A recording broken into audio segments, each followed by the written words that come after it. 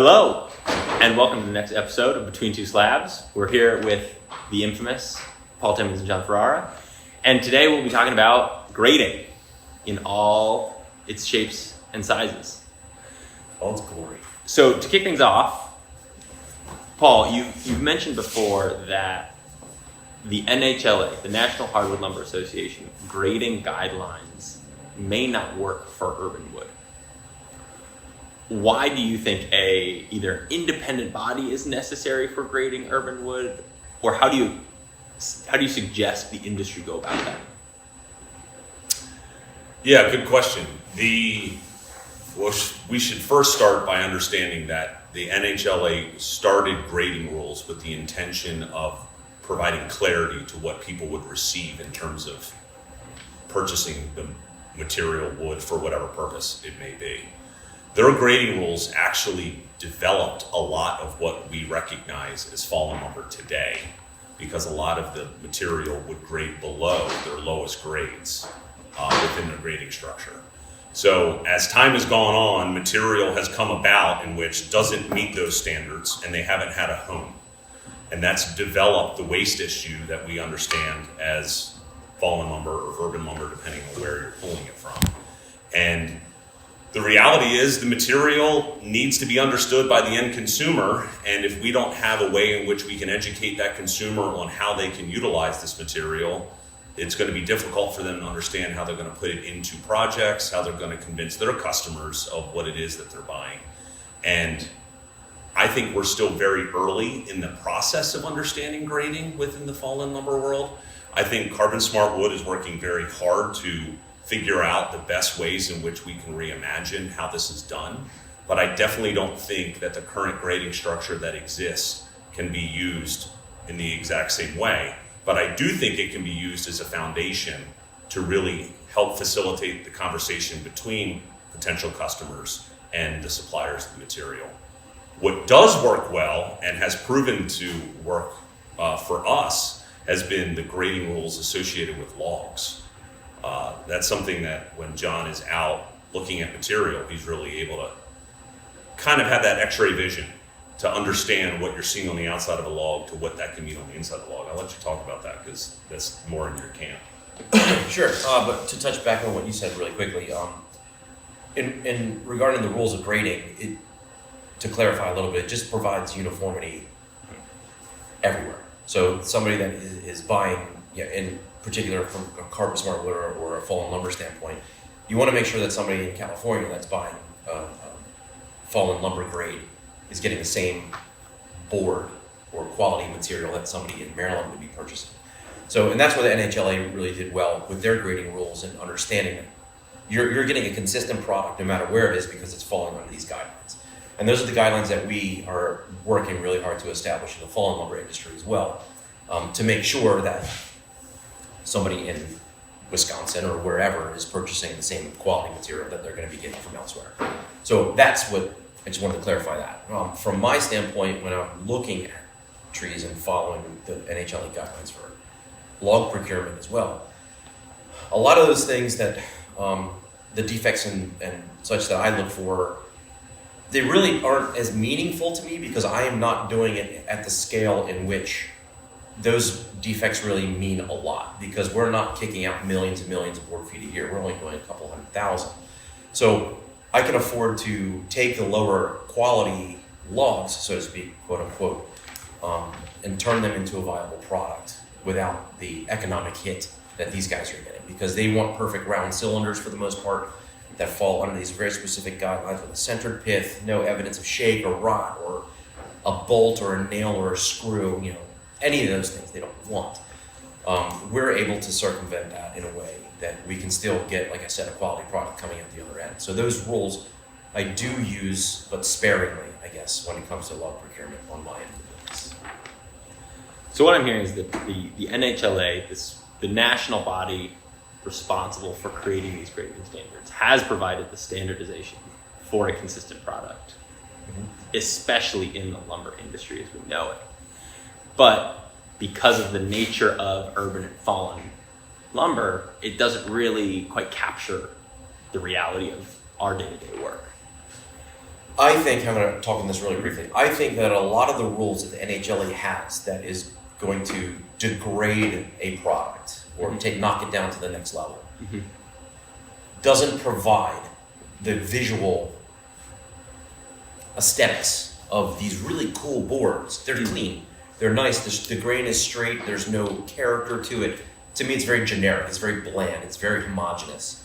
The character that you get out of fallen material, because it would be rejected, because it has a couple of leaders coming off of it, because it has ingrown bark. A lot of those things I find attractive in material. I find it particularly interesting that the NHLA has developed different guidelines specifically for walnut, where that adds a little bit more character. And because walnut is such a rare, so to speak, material, they changed the rules specifically for walnut to be able to provide a higher yield of this material, which is kind of talking out of both sides of your mouth in a sense, when that can be applied, as far as I'm concerned, categorically across every material, whether it's a red oak or a poplar, maple, whatever. That it has these defects that are visually attractive that customers and other people may find that they really like, but because of the NHLA guidelines, it doesn't even go into a category. And let's dig in on that. This idea of a defect in the lumber industry that would knock something down a tier in the grading standards or expel it entirely from the process.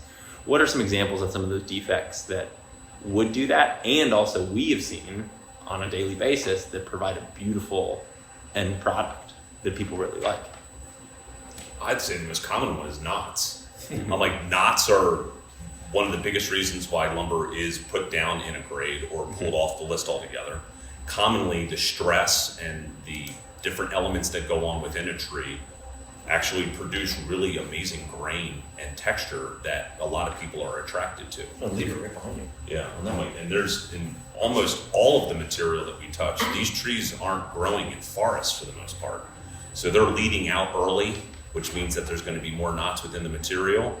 And in turn, you're getting something that, while it might look visually different than a more plain vanilla board like what John was just describing, and it might not work for a bourbon barrel, let's say, because it has a hole in it, but it would work great for a deck board, or it would work great for flooring.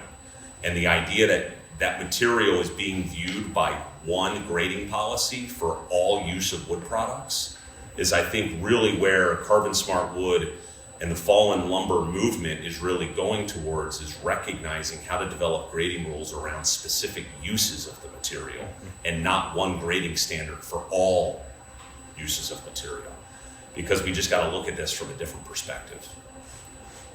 So what I'm hearing there is that part of these pieces all add up to why we need another category, or at least some more nuance in how we view material overall. That there's a lot of waste, there's potential beauty and perceptions and actual products that are lost, and a whole industry that we are a part of that could really grow if they have this structure behind it. Correct, yeah. But with that said, there's still a lot more to learn. We're very much at the infancy of a lot of this. And what I think is really important for a lot of people to understand is that if you were to grade a slab, there's no grading rules for slabs. If you were to grade exotic lumber coming in from out of this country, there's really no grading rules that apply for those things. And in the fallen lumber community, we're trying to make some sense of that, because it's important that people understand what it is they're buying into. And if we're going to start processing this material, which we are here at Cambium, in a way in which we're bringing to scale dimensional lumber in a very serious way, we're now discovering a lot of things that really weren't done in the past, because a lot of it was done in milling for slabs or milling for other purposes. A lot of the defects that exist, or what the industry considers defects, a lot of that is actually a man-made problem. A lot of defects come in from poor processing. It was procured wrong, it was milled wrong, it was dried wrong, whether air dried or kiln dried. All of those elements are stuff that people, or the individual, the supplier, is not doing in a way in which gives that material its best and highest use or understanding in terms of grade.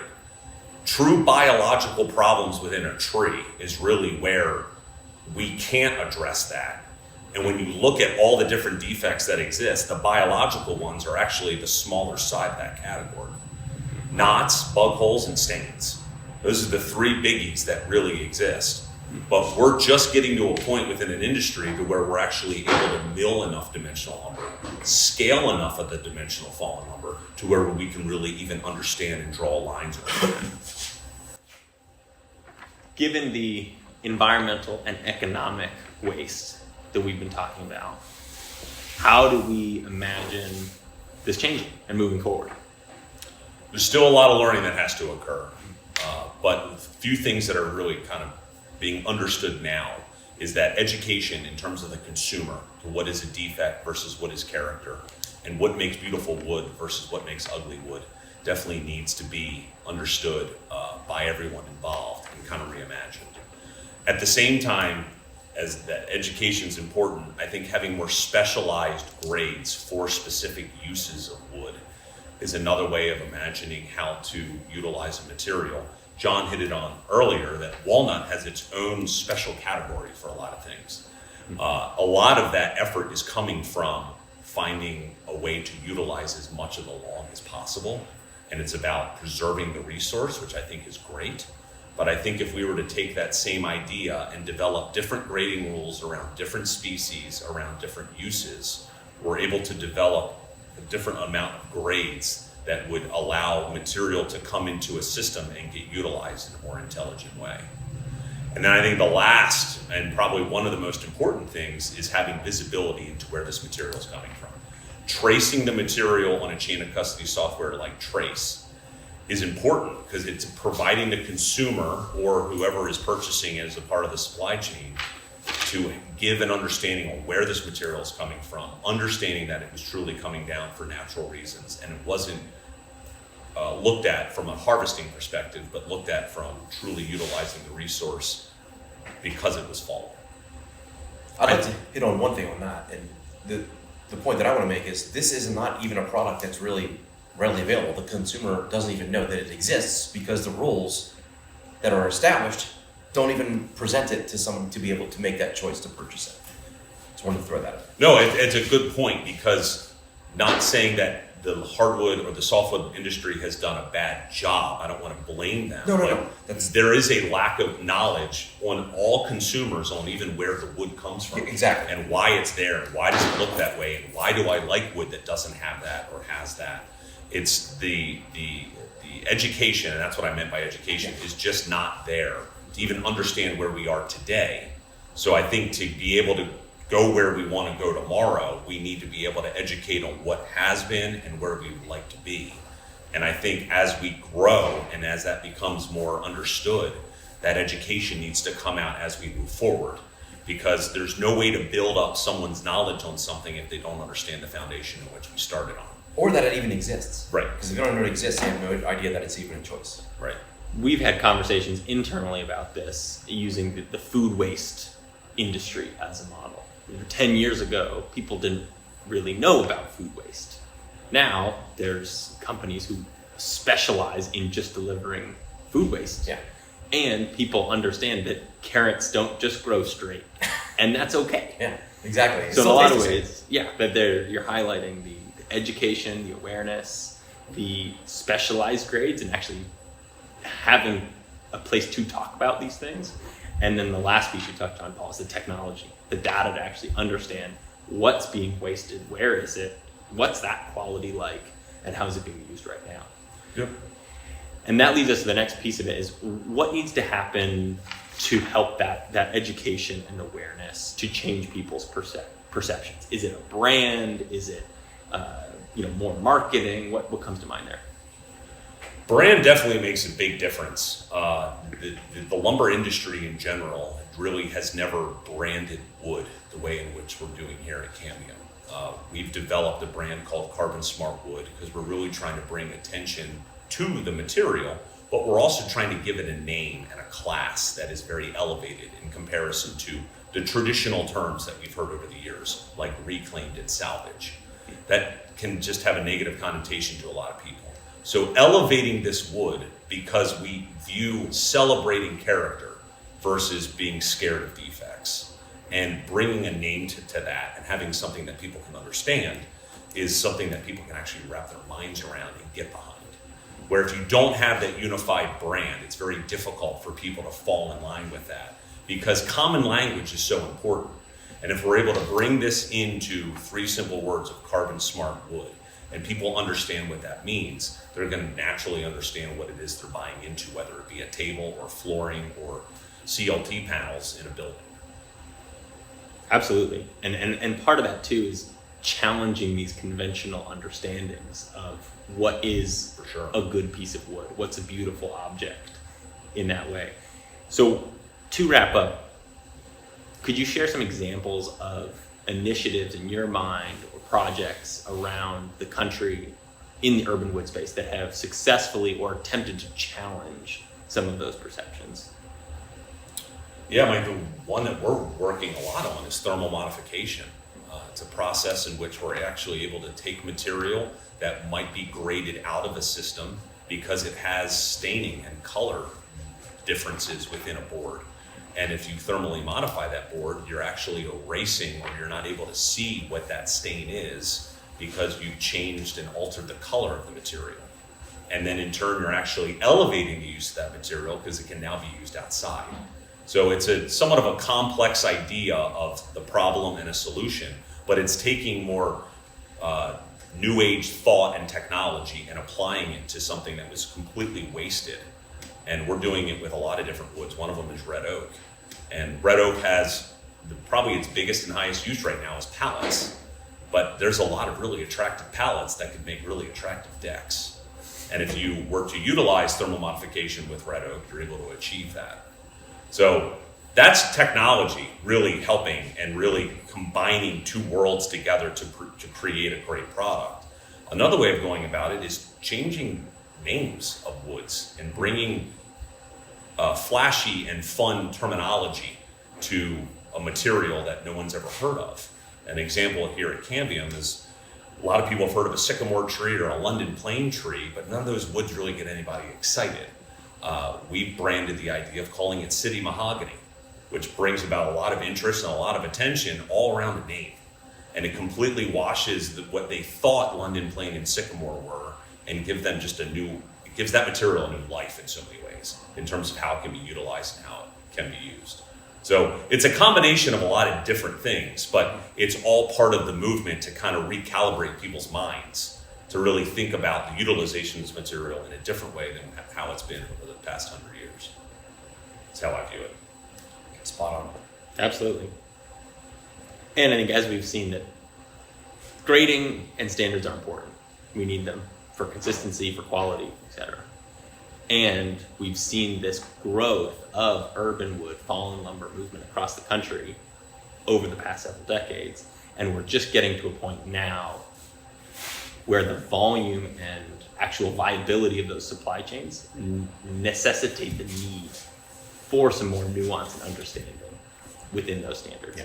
And things like brand, technology, innovative wood products are all coming together to make this possible. Absolutely. Right on. Yep. Awesome. Any last words? Honestly, that last bit you hit on is, I think, what makes it so exciting for me, I think for us, Yeah, for for all sure. of us at Cambium, to be a part of this.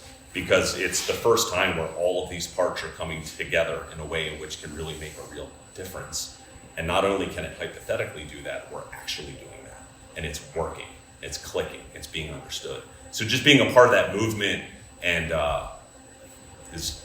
feels good, it's powerful. Love it. Amazing. Thanks so much, folks, for tuning in to the latest episode of Between Two Slabs. Again, Paul Timmons and John Ferrara discussing grading. Tune back in next time for more. Take care. Thanks, guys. See you guys.